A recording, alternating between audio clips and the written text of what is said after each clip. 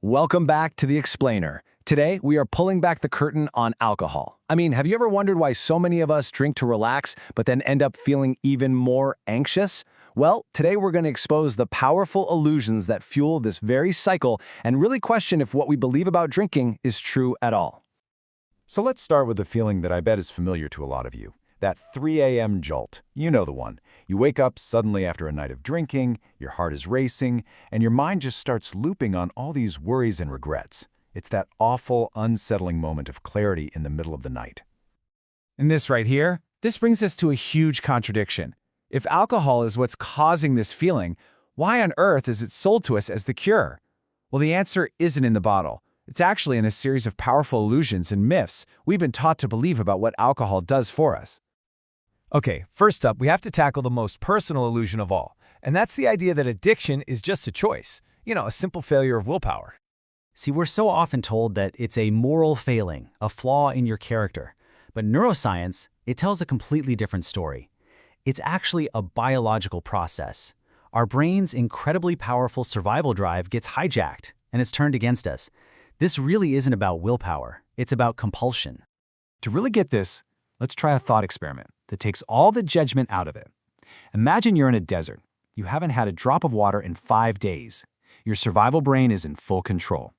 Now someone offers you a glass of water, but here's the catch. It will cost you everything you love, your family, your job, everything. You take the water. Of course you do. Not because you're a bad person, but because your rational brain has been completely shut down by the primal, biological need to survive. That is the force of compulsion we're talking about with the addicted brain. And what this means is that addiction isn't the result of some kind of broken brain. It's actually the outcome of a completely normal, highly efficient learning process. Our brain's amazing ability to adapt that's just been pushed to a devastating extreme. In a way, it's a feature of our brain's design, not some kind of bug. So, if it's not about willpower, then what about the pleasure? Let's tackle the next big illusion, this belief that alcohol is a reliable way to feel good. The truth, it turns out, is hidden deep inside our brain chemistry. Now, to understand this whole pleasure deception, you just need to know one simple thing about your brain. It absolutely craves balance. It wants to stay level. Scientists call this homeostasis, but honestly, the best way to picture it is a simple seesaw. When alcohol comes along and artificially pushes one side down, that's the pleasure side, the brain immediately pushes back on the other side, the pain side, to try and level things out. But here's the catch. The brain doesn't just level the seesaw. It learns. And with repeated use, the pleasure you get from a drink gets weaker and it fades way faster. Meanwhile, the brain's counterresponse, that push towards pain, towards anxiety, it gets stronger, quicker, and it lasts much, much longer. And eventually, that seesaw gets stuck, tilted way over toward pain. And this right here is the chemical trap. Your entire reason for drinking completely shifts. You're no longer chasing that good feeling, you're just drinking to get a little bit of relief from the discomfort that the last drink created. This chemical imbalance, it leads us to our third big illusion, that you only suffer from withdrawal when you try to quit for good. But the truth is, if you drink regularly, you are always in a state of withdrawal, and that creates this near-constant low-level craving.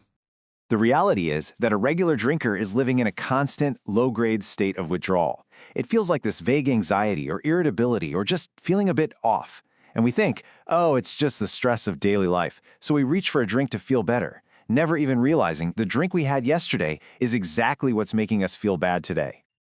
This whole cycle plays out perfectly every single night. You have a drink, you fall asleep fast, but it's not quality rest. Alcohol actually suppresses deep REM sleep. Then, around 3 a.m., the sedative effect wears off. Your brain, scrambling to rebalance, floods your system with stress hormones. That's the jolt we talked about. The rest of your sleep is fragmented and awful, and you wake up already in a state of withdrawal, tired, anxious, and totally depleted. Just think about what this really means. The drink you take to unwind at the end of the day is actually just medicating the withdrawal from yesterday's drink. That glass of wine you have to calm your nerves is only silencing the anxiety that the last one created. It's a perfect, self-perpetuating trap. Okay, finally, let's zoom all the way out to the biggest illusion of all, the one that really makes all the others possible. And this one isn't about brain chemistry. This is about culture.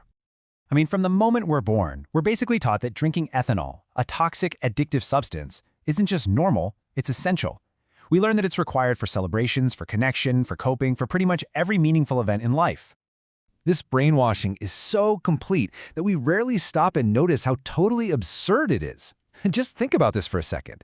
The World Health Organization classifies alcohol as a Group 1 carcinogen. That's the most dangerous category possible. It's right up there next to asbestos and tobacco. And yet, we toast with it at weddings and we give it to people as a gift. And this is the ultimate illusion. Our culture takes a poison, a substance that chemically creates anxiety and messes up our biology, and it convinces us that it's the secret to joy and relaxation. It flips reality completely upside down. So after digging into our biology, our brain chemistry, and our culture, what have we actually learned? What's the final verdict on this whole alcohol illusion? Well, the verdict is pretty clear. Addiction is not a sign of a weak character or a lack of willpower. It is an elegantly designed trap. It works by exploiting the brain's natural learning processes, and it's reinforced at every single turn by a culture that tells us drinking is normal and necessary. Understanding this is so important because it removes the shame and the blame. It reframes the problem not as some personal flaw, but as a puzzle to be solved. Seeing the illusion for what it really is, a combination of biological hooks and cultural lies, that is the first and honestly the most critical step. Because once you can actually see the bars of the cage, you can start looking for the door. In our next explainer, we're going to explore the practical, science-backed strategies for dismantling this trap and reclaiming your freedom.